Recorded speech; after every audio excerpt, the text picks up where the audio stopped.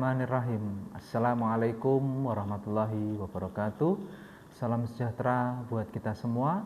Kang Maji jualan bakmi, kuahnya dicampur ikan teri. Demi menjalin silaturahmi, izinkan saya perkenalkan diri. Nama saya Akbar Amin Abdullah Skep Nurse MKop, merupakan dosen Prodi Nurse Universitas Safin Pati. Dalam kesempatan kali ini saya akan memaparkan tentang mata kuliah yang saya ampu di Prodi Ilmu Keperawatan tentang peran perawat komunitas. Mata kuliah keperawatan komunitas ini merupakan mata kuliah wajib Prodi yang terdiri dari 4 SKS dan berada pada semester 5. Fokus mata kuliah ini membahas tentang konsep dasar kesehatan dan keperawatan komunitas, program-program kesehatan atau kebijakan pemerintah dalam menanggulangi masalah kesehatan prioritas di Indonesia, asuhan keperawatan komunitas, dan pembahasan yang terkait isu dan kecenderungan masalah kesehatan komunitas.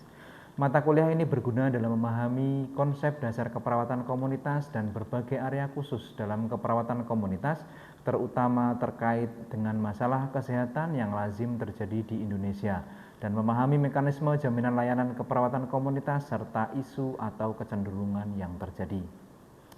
Salah satu kewajiban saya sebagai dosen, saya telah menerapkan Tridharma perguruan tinggi, diantaranya adalah bidang pengajaran, di mana pada bidang ini saya menetapkan sistem pembelajaran yang mengacu pada DIE, yaitu Delivery, Interaction, and Assessment. Apa yang dimaksud dengan DIE? Delivery adalah merupakan suatu proses tentang bagaimana saya menyampaikan materi pembelajaran sehingga dapat diterima dengan baik oleh mahasiswa. Materi yang saya sajikan ini mengacu pada pencapaian lulusan dari mata kuliah ini. Dari CPL menurun 2 CPMK, kemudian dari CPMK menurunkan 6 sub CPMK. Dari 6 sub CPMK tersebut akan dibagi menjadi 14 kali pertemuan tatap muka, pembelajaran dan tidak termasuk untuk UTS atau ujian tengah semester dan UAS atau ujian akhir semester. Capaian pembelajaran lulusan pada mata kuliah ini terdiri dari 4 aspek. Yang pertama adalah sikap, yang kedua adalah pengetahuan, yang ketiga adalah keterampilan umum, yang keempat adalah keterampilan khusus.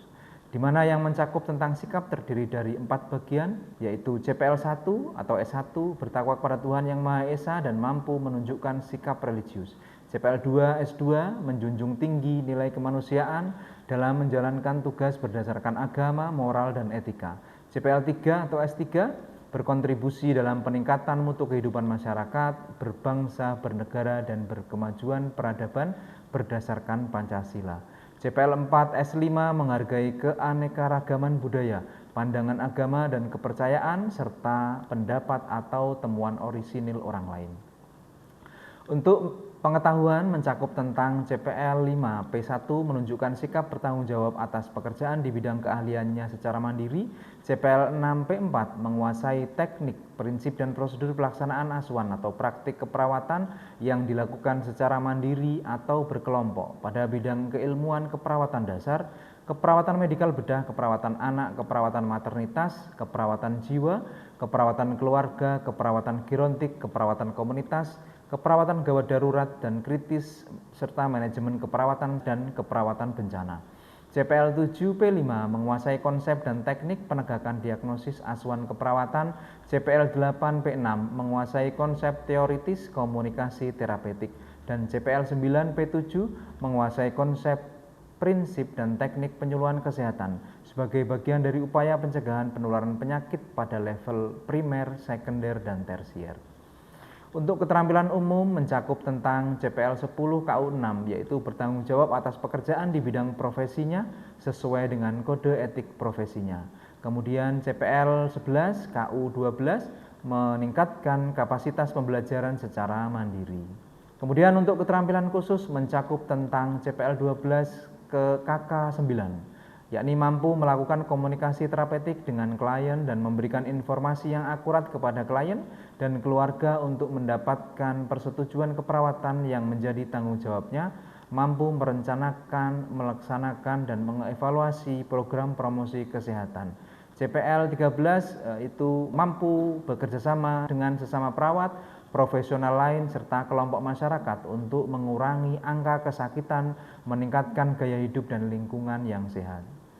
Kemudian CPMK 1 yaitu Setelah mengikuti kegiatan pembelajaran pada mata kuliah konsep dasar keperawatan komunitas, mahasiswa mampu merencanakan asuhan keperawatan komunitas dalam rentang sehat sakit. Kemudian CPMK 2, setelah mengikuti kegiatan pembelajaran pada mata kuliah konsep dasar keperawatan komunitas, mahasiswa mampu menyusun rencana asuhan keperawatan komunitas fokus pada peningkatan kesehatan dan pencegahan penyakit minimal pada area sekolah dan kesehatan kerja tersebut dengan menggunakan langkah proses keperawatan komunitas dan pelaksanaannya menggunakan pembelajaran berbasis proyek pengabdian masyarakat. Adapun bahan kajiannya meliputi tentang 7 aspek, yaitu menjelaskan tentang 1. Pengantar kesehatan komunitas meliputi pengertian kesehatan, indikator sehat, karakteristik dan perilaku sehat, serta pengertian komunitas. Tahapan pencegahan. Yang kedua, epidemiologi dan kependudukan. Yang ketiga, konsep dasar keperawatan komunitas sebagai klien, terdiri dari pengertian, sejarah, prinsip, teori, dan model konseptual dalam keperawatan komunitas. Yang keempat, merencanakan asuhan keperawatan komunitas dalam rentang sehat sakit, yaitu peran, fungsi, dan etika dalam keperawatan komunitas, proses keperawatan komunitas, standar praktik dalam keperawatan komunitas, program evaluasi yang terdiri dari definisi, tujuan, manfaat, tahapan, metode, dan alat. Proses belajar mengajar di komunitas dan terapi tradisional di komunitas. Yang kelima, program-program kesehatan. Kebijakan dalam menanggulangi masalah kesehatan utama di Indonesia meliputi konsep pembangunan kesehatan di Indonesia, pelayanan kesehatan dan kebijakan era otonomi, pemberantasan penyakit menular dan penyehatan lingkungan pemukiman, subsistem tuberkulosis, AIDS, ISPA, dan lain-lain. Program pembinaan kesehatan komunitas, gizi masyarakat, program-program dan pengembangan kota sehat dan lain-lain, serta puskesmas dan PHN. Yang keenam, isu dan tren dalam pelayanan keperawatan komunitas, terdiri dari isu dan tren dalam pendidikan keperawatan komunitas. Kemudian yang ketujuh, isu dan tren dalam penelitian keperawatan komunitas, serta isu dan tren dalam keprofesian terkait keperawatan komunitas. Untuk mendukung kegiatan pengajaran di kelas, saya menggunakan berbagai literatur dan referensi penunjang dapat berupa jurnal, artikel, kemudian buku ajar, dan juga hasil dari penelitian. Itulah model delivery yang saya sampaikan dalam proses pengajaran yang saya bawakan. Selanjutnya kita masuk ke dalam aspek interaksi. Interaksi merupakan suatu proses interaksi yang terjalin antara mahasiswa dan dosen guna mencapai capaian pembelajaran. Selanjutnya kita masuk ke dalam aspek interaction. Interaction merupakan suatu proses interaksi yang terjalin antara mahasiswa dan dosen guna mencapai capaian pembelajaran. Adapun sistem interaction yang saya lakukan di kelas yaitu sistem Student Centered Learning atau yang dikenal dengan istilah SCL, di mana sistem tersebut merupakan metode pembelajaran yang menempatkan mahasiswa sebagai subjek pembelajaran sehingga peserta didik akan belajar lebih aktif, kreatif, mandiri, dan inovatif sesuai kemampuan individu masing-masing. Sistem SCL dalam pembelajaran saya terdiri dari 2, yaitu 1. Pembelajaran interaktif, yaitu dosen memaparkan materi di dalam kelas dan menyisipkan pertanyaan kepada mahasiswa serta meminta pendapat mahasiswa. Yang kedua, small group discussion atau yang dikenal dengan istilah diskusi grup kecil, di mana terdiri dari 8 sampai 10 mahasiswa yang akan membahas terkait tentang beberapa permasalahan-permasalahan yang ada di komunitas. Adapun platform yang saya gunakan yaitu Learning Management System atau yang dikenal dengan istilah LMS, di mana dalam menu LMS tersebut mahasiswa akan mengisi absen kelas, mengunduh materi perkuliahan, dan lain sebagainya. Didapatkan di http://elearningusp.ac.id.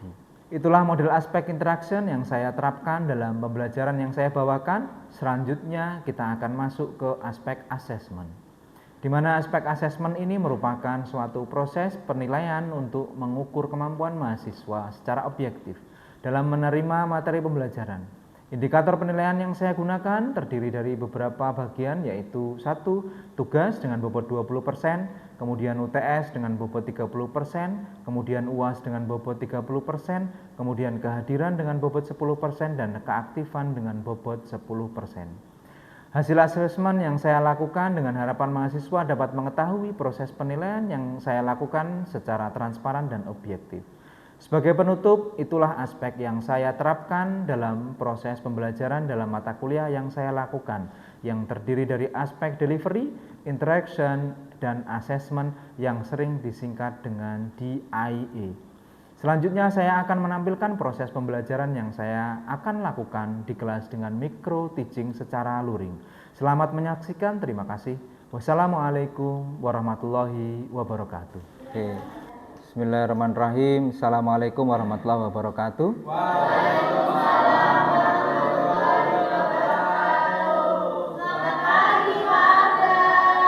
Selamat pagi teman-teman sekalian. Selamat datang di perkuliahan saya di keperawatan komunitas. Minggu kemarin kita sudah bertemu dan hari ini kita bertemu lagi membahas terkait tentang keperawatan komunitas. Sebelum kita mulai perkuliahan saya mau pantun dulu. Ubur-ubur ikan lele. Gimana kabar kalian hari ini, Le? Oh, baik. Oke.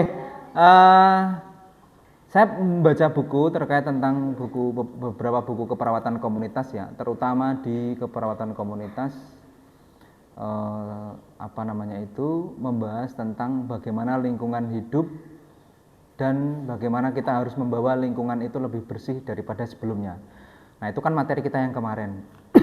Menciptakan lingkungan bersih, bagaimana cara untuk merawat lingkungan dan membuang sampah agar lingkungan itu tidak tercemar. Oke teman-teman sekalian, hidup itu butuh perubahan ya. Hidup itu harus berubah. Kalau kita tetap stagnan itu berarti kita tidak hidup. Kenapa saya bilang seperti itu? Karena setiap hari kita akan menemukan sesuatu hal yang berubah. Entah kulit kita yang berubah, atau muka kita yang berubah, atau rambut kita yang lebih panjang, kemudian kuku kita yang lebih panjang. Jadi hidup itu harus berubah. Nah, istirahatnya kapan Pak? Istirahat itu di sela-sela perubahan. Itu motivasi saya hari ini. Jadi kita harus selalu berubah untuk menjadi yang lebih baik lagi daripada sebelumnya. Oke teman-teman sekalian, untuk absensi silahkan diisi di e-learning ya. Nanti absen dituliskan, diklik namanya, tinggal diisi aja di situ. Oke, hari ini kita akan membahas tentang peran dan fungsi perawat komunitas. Tapi sebelum kita masuk ke materi ini, maka kita akan review dulu terkait tentang materi kita di minggu kemarin. Materi kita di minggu kemarin membahas terkait tentang pengelolaan sampah. Oke, saya ingin bertanya, saya tak berdiri dulu ya. Saya ingin bertanya terkait tentang bagaimana cara mengelola sampah yang baik dan benar di masyarakat. Ada yang tahu? Silahkan angkat tangan. Soalnya rebutan nggak apa-apa. Ya, silakan. Atau kalau nggak ada yang mau jawab, nanti saya tunjuk. Ditunjuk aja. Oh ya, ditunjuk aja Mbak siapa? Mbak Uut Sabrina. Dengan cara membuang sampah pada tempatnya. Oke. Apakah kita boleh membuang sampah di sungai? Tidak boleh. Bagaimana cara kita untuk mengelola sampah? Ya kan, seperti ini. Kalau di desa, kita itu kebanyakan kan depan rumah itu ada pohon, kemudian apa dan lain sebagainya itu kan. Nah, rata-rata kalau seumpamanya males, mereka akan membakar sampah. Boleh tidak membakar sampah? Tidak boleh. Terus cara mengelola sampah itu masuknya, kalau daun itu masuknya organik atau anorganik? Organik. Kalau kita mengelola sampah organik itu caranya bagaimana? Angkat tangan. Siapa yang mau menjawab? Dava, ayo Dava. Caranya bagaimana Mas Dava? Organik, Pak. Caranya mengelolanya? Bisa dijadikan pupuk, Pak. Organik. Dijadikan pupuk. Terus cara menjadikan pupuknya bagaimana? Siapa? Mbak Indah, diapakan? Dikubur. Kemudian setelah itu dibiarkan sehingga dia bisa menjadi pupuk. Kalau sampah plastik, Dava, gimana caranya? Bisa diolah menjadi hiasan rumah, Pak. Hiasan rumah bisa. Terus Kalau seumpamanya desa nih, ya desa, apakah kita itu bisa membuat tempat atau satu tempat agar masyarakat itu bisa mengumpulkan sampah di sana? Bisa kan? Bisa.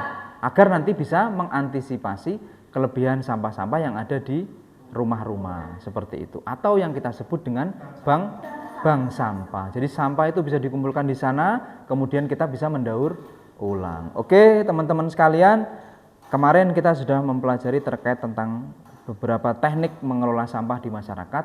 Hari ini kita akan mempelajari terkait tentang peran dan fungsi perawat komunitas. Ada yang tahu peran dan fungsi perawat komunitas?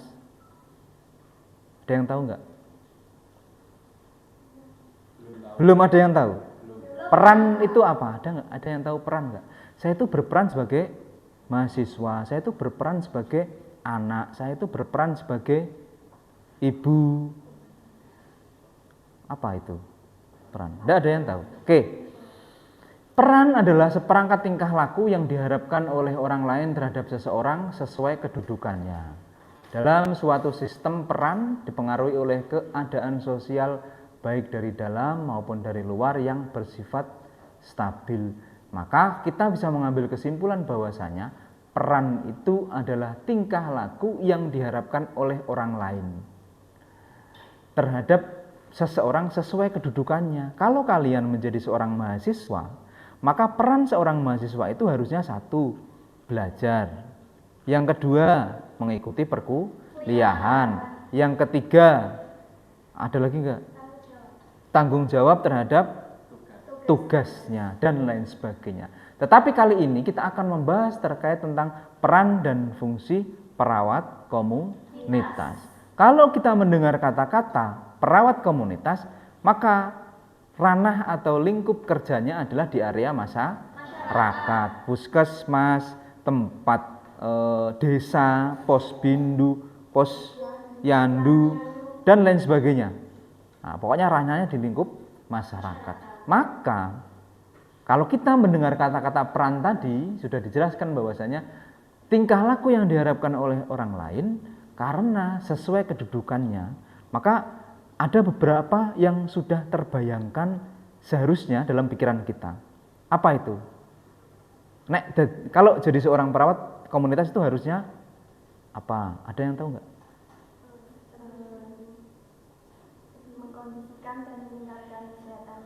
Mengkondisikan dan meningkatkan kesehatan masyarakat. Satu, kata Mbak Indah. Yang kedua, ada lagi yang tahu? Memperhatikan masyarakat. Ada lagi yang tahu? Nih cowok-cowok nih, ada enggak yang tahu? Mensejahterakan kesehatan masyarakat. Oke, ada 3 jawaban yang sudah disampaikan. Apakah itu sesuai ataukah tidak? Mari kita cari tahu.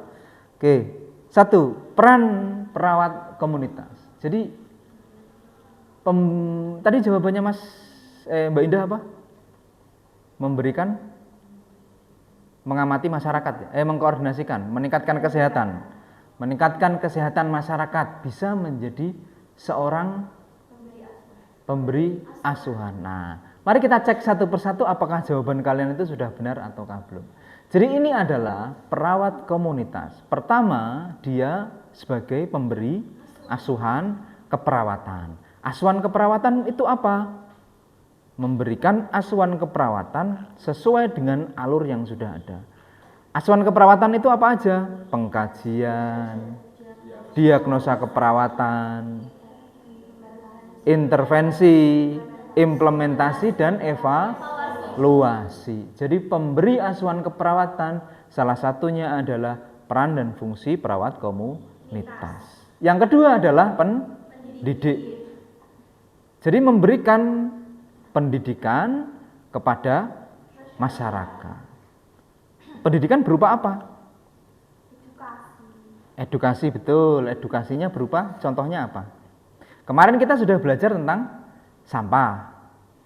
Kita memberikan masukan kepada masyarakat bahwasanya cara membuang sampah atau cara mengelola sampah itu tidak boleh dengan cara dibakar. Itu salah satu pendidik atau memberikan edukasi. Oke, selanjutnya adalah pengelola. Jadi mengelola beberapa kasus atau mengelola beberapa permasalahan. Contohnya apa? Kalau seumpamanya ada dalam satu lingkup desa itu, terus masyarakatnya mengalami, salah satu masyarakatnya mengalami stunting, maka dia akan mengelola bagaimana cara anak ini agar tidak terkena stunting. Itu menjadi pengelola. Entah mau mengadakan posyandu balita, kemudian pemenuhan gizi, dan lain sebagainya. Yang keempat adalah konselor. Apa itu konselor? Konseling, konselor, sama ya. Konselor itu apa? Memberikan konsultasi. Jadi ada masyarakat yang bermasalah bisa datang, menyampaikan beberapa permasalahannya, kemudian seorang perawat itu memberikan konsultasi. Kemudian advokasi, advokat atau advokasi. Advokasi itu apa? Kalian pernah dengar advokat apa kayak gitu, pernah? Advokasi jadi pembela apa? Masyarakat, pembela masyarakat, membela hak. Oke, membela hak atau memberikan perlindungan boleh. Ada lagi? Yang lain? Tidak ada. Advokasi berarti memberikan advice atau memberikan bimbingan atau masukan kepada masyarakat. Kemudian kolaborasi, berkolaborasi antara seorang perawat dengan pasien dengan pihak-pihak yang lain. Contohnya kita kalau mengadakan posyandu itu berarti kolaborasinya sama kader kesehatan yang ada, kemudian pemerintah desa, kemudian puskesmas dan lain sebagainya. Itu kolaborasi. Kemudian menjadi fasilitator, menjadi fasilitator itu memberikan beberapa tempat, memberikan peralatan, memberikan tenaga ketika ada kegiatan. Contohnya kegiatan posyandu, maka seorang perawat itu memfasilitasi beberapa, contohnya adalah tempat, kemudian peralatan, kemudian tenaga juga. Itu fasilitator. Dan kedelapan adalah peneliti. Apa yang dilakukan dalam peneliti? Mereka akan melakukan penelitian. Penelitian berupa apa? Contohnya, ada problem. Kenapa sih dalam satu desa itu kok angka hipertensinya itu paling tinggi? Apakah karena faktor makanan, ataukah karena faktor kebudayaan, atau faktor lingkungan, dan lain sebagainya? Kalau seumpamanya area Pantura ini kan, karena garam murah, ya kan, jadi makmnya itu asin, pedas, bisa faktor resiko untuk menjadi hipertensi itu lebih tinggi, itu bisa. Karena faktor mungkin karena lingkungannya, kalau bapak-bapak malam itu seringnya begadang, itu juga menjadi faktor hipertensi. Jadi itu menjadi seorang peneliti. Jadi perawat itu melakukan penelitian atau research. Kemudian setelah itu menemukan beberapa titik temunya untuk menyelesaikan beberapa permasalahan. Itu adalah tugas, peran dan fungsi perawat komunitas. Ada yang mau ditanyakan? Tidak ada? Oke, kalau tidak ada yang mau ditanyakan, saya akan menanyakan beberapa dari materi yang sudah saya sampaikan. Jadi ada peran, tadi itu ada pendidik, kemudian ada advokat, kemudian ada fasilitator, kemudian ada konselor, ada kolaborasi, ada peneliti. Oke. Saya ingin tahu seberapa pemahaman kalian tentang materi yang sudah saya sampaikan. Contohnya seperti ini, kasus di desa. Seorang perawat komunitas berkoordinasi dengan kepala desa untuk kegiatan posyandu lansia yang akan diadakan di balai desa. Apa peran perawat komunitas tersebut? Ada yang tahu? Angkat tangan. Dava, ya Mas Dava, apa Mas? Melakukan kolaborasi dengan pemerintah desa.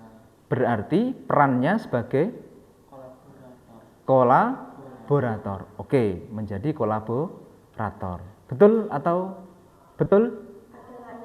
Ada lagi? Pemberi asuhan keperawatan. Apa? Kenapa dia memberikan pemberi asuhan keperawatan? Perawat kan langsung memberikan asuhan ke masyarakat tadi. Oke, berarti selain dia menjadi kolaborator atau kolaborasi, dia juga menjadi pemberi asuhan keperawatan. Oke, betul atau betul? Betul. Ada yang menyatakan salah? Tidak ada ya? Oke, tidak ada. Soal yang kedua. Seorang perawat, ya kan? Seorang perawat memberikan tindakan atau mengajarkan kepada masyarakat teknik nafas dalam untuk menurunkan rasa nyeri. Ya. Apa peran perawat komunitas tersebut? Jadi perawat dia mengajarkan kepada lansia teknik untuk nafas dalam agar menurunkan rasa nyeri. Jadi peran perawat tersebut itu sebagai apa? Ada yang tahu, angkat tangan? Oh, Mas Dava lagi, ya? Apa Mas Dava? Sebagai pendidik, Pak. Satu sebagai pendidik, karena dia mengedukasi. Ada lagi peran yang lain selain seorang pendidik? Konselor. Kenapa konselor? Jadi kan masyarakat datang ke perawatnya. Terus perawat sebagai konselor. Menjadi konseling. Ada lagi yang lain? Yang lain. Ada lagi? Pemberi asuhan, Pak. Pemberi, Mas Zabi, pemberi asuhan keperawatan. Kenapa pemberi asuhan keperawatan? Mengajarkan untuk meredakan nyeri. Teknik nafas dalam. Jadi dia mengajarkan teknik nafas dalam. Oke, teman-teman sekalian, satu lagi ya, satu lagi. Seorang perawat dia mendata beberapa warga yang mengalami hipertensi. Kemudian melakukan penelitian untuk mengatasi permasalahan hipertensi yang ada di desa. Apa peran perawat komunitas tersebut? Yang tahu angkat tangan. Ayo, yang depan. Siapa yang tahu? Mengambil data, setelah mengambil data, melakukan penelitian dan menemukan cara untuk mengatasi permasalahan hipertensi. Apa peran perawat tersebut? Peneliti. Angkat tangan, siapa yang mau jawab? Yuk, angkat tangan yuk. Siapa? Ya, Mbak Indah, silakan. Sebagai Peneliti. Sebagai Juga peneliti. nantinya diteruskan jadi pengelola. Setelah itu bisa menjadi pengelola. Oke, saya kira itu sudah beberapa soal ya tadi ya. 3 soal sudah saya berikan. Ternyata dari kalian ada yang menjawab dan saya anggap kalian paham. Untuk sesi selanjutnya di pertemuan berikutnya silahkan kalian pelajari terkait tentang peran perawat komunitas dan silahkan baca jurnal-jurnal yang ada mengenai peran perawat komunitas. Oke, kita cukupkan pertemuan kita pada pagi hari ini dengan bacaan hamdalah. Alhamdulillahirabbil alamin. Selamat berjumpa di pertemuan selanjutnya. Assalamualaikum warahmatullahi wabarakatuh. Waalaikumsalam warahmatullahi wabarakatuh. Terima kasih, Pak. Ya, sama-sama.